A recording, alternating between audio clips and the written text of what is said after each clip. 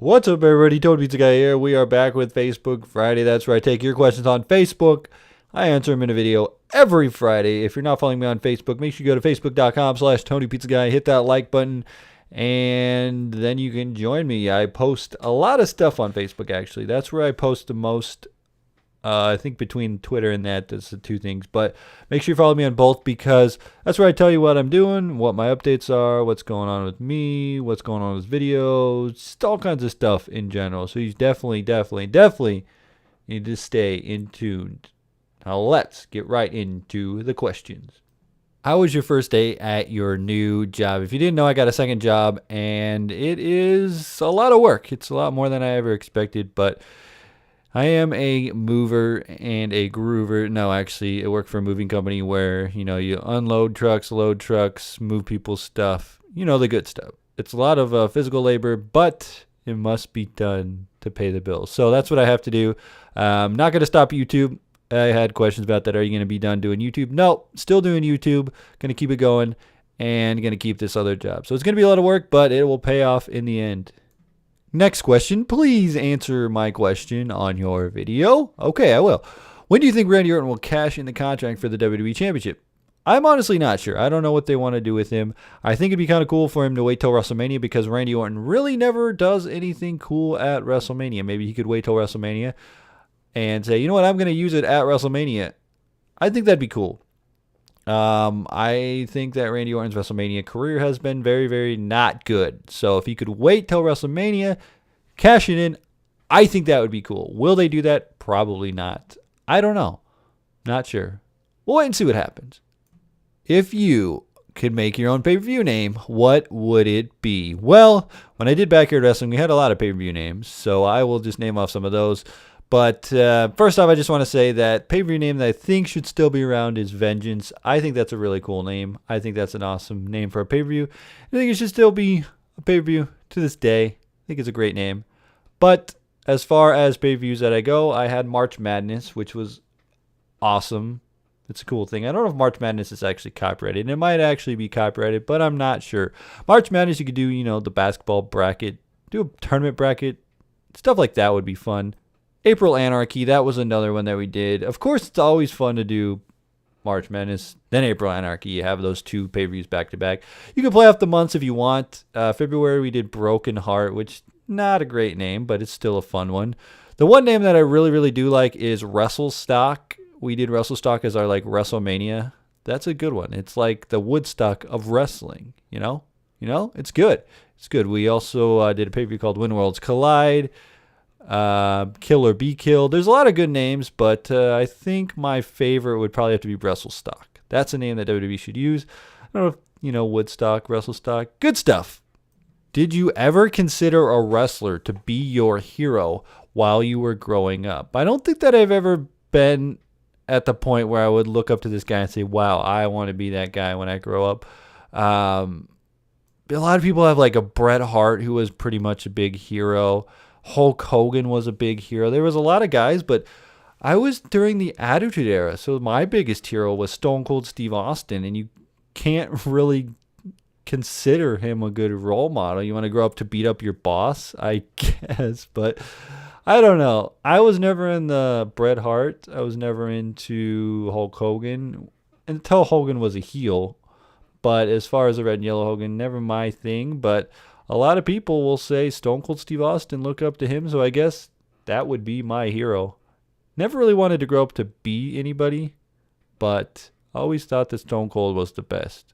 What was your favorite cartoon as a kid? Well, I was in the Nickelodeon era, in the 90s kid. Yes, I was a 90s kid, so that means I had Rugrats, I had all that, I had Kablam, all the good stuff. All that wasn't a cartoon, but you know what I'm saying. I was a 90s kid, but one of my most fond cartoons, and I still think it's a good cartoon to this day, it's crazy and whack and way out there, but Ren and Stimpy, still an amazing one. I'm not going to talk about when they brought it back on Spike TV. I'm talking about the original Ren and Stimpy run on Nickelodeon. I thought that was a genius show. And Beavis and Butthead, that's always a really good one.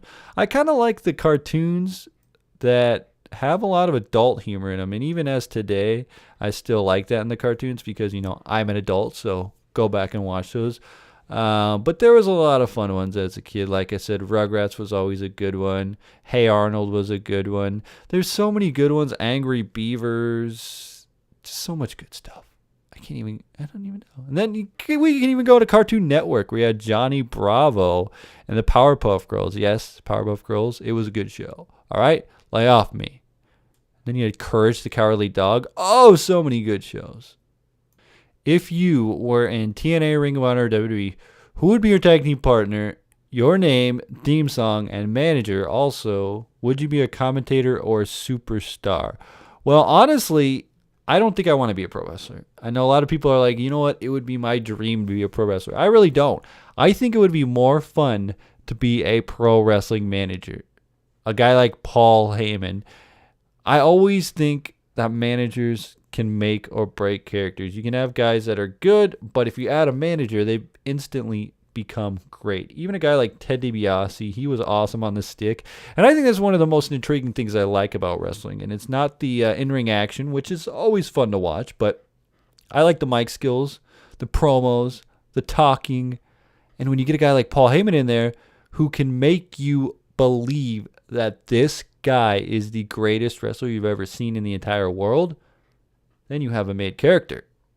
I just love pro wrestling for that fact where you can trash talk to another guy and put yourself over, and the fans will either love you or they will hate you. And if I was a manager, I would probably be a heel manager because it is more fun. It is more fun to cut down the people around you, and you can't say this crowd sucks. You have to build them up to like you and then tear them down with your verbal skills. And I think that's a skill that not a lot of people have. And if you can harness that and become a great pro wrestling manager, even a Bobby Heenan, dude, that guy was amazing. Jimmy Hart, over the top, but he was an amazing manager. I think that a manager makes or breaks a character. Even Lita was an amazing manager.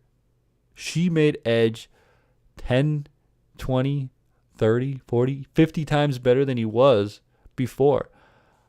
Granted, Edge is amazing in the ring. He's a great wrestler. But you add Lita, and that character just blew up. I would definitely become a manager. The last question of the day. What are your thoughts on the hashtag AskDixie pipe bomb on Twitter by the IWC? And the IWC is the Internet Wrestling Community, if you're unfamiliar with that. If you're unfamiliar with the hashtag AskDixie, she had put out a thing on Twitter saying, hey, ask me all kinds of questions on Twitter. Use the hashtag AskDixie, and then we will answer some questions. And she has since come back and said, you know what? Some fans have left rude questions, but some fans have asked good questions. So I will try and make it a weekly thing where I try to answer your guys' questions. And if you're not following this, a lot of people were very, very upset at her when she fired Jesse Sorensen. If you remember him, he was the guy that fought Zema Ion. Zema Ion did a moonsault. I don't remember exactly what it was. I believe it was a vertebrae in his neck or something like that, a disc in his neck. He hurt a disc in his neck or something to the point where he was paralyzed. He couldn't wrestle, and TNA basically said, you know what, we're going to give him a job for life. That's what happened. They said, you know what, you got a job for life. And then she goes around and fires him. Wow. I mean, I'm not going to give my opinions on it, but I think it's a bunch of crap. It's like when Droz got injured. WWE gave him a job forever. I don't even know if he's still around, but, you know, Droz, he's around. One of those things that I will say is that there was a lot of rude questions on there. And if you follow the Botchamania guy and you follow any of those funny wrestling Twitter accounts, like TNA, fake TNA wrestling. I don't even know what they are, but you know they're fake accounts that are funny. There was a lot of funny questions on there and a lot of rude ones, and I think it's hilarious. I think it's funny. I think with Dixie going hashtag hashtag Ask Dixie, you knew you're gonna get crap. You knew it. You had to know it because the wrestling fans are fun. They like to do outlandish things. And I just think it's hilarious. I think that Dixie shouldn't take some of the questions too serious, but maybe she should, because there's a lot of pissed off fans on Twitter, and you should probably listen to your fans. I know that wrestling fans are always angry, and they're always picking a bone with something. Something is always wrong in the wrestling business, and they think they know it all. And I'll say that too. I'm the same way. I think, you know what, this should be this way or that should be that way, and maybe it'll work and maybe it won't. But wrestling fans are the most critical people out there. Using that hashtag AskDixie, you know you're going to get some bad questions. All you have to do is filter through it, find the ones that you want to choose, pick and choose the ones. That's what I do. You know, I have the questions on Facebook and Twitter. I see them all, but I pick and choose the ones that I enjoy, the ones that I want to talk about, stuff like that. And it's the internet. Are you really going to get bent out of shape about the internet? That's my thoughts. Anyway, guys, make sure you follow me on Facebook, Tony Pizza Guy on Twitter. And like this if you enjoyed this, and leave a comment on any of the questions below. Tony Pizza Guy, frag out.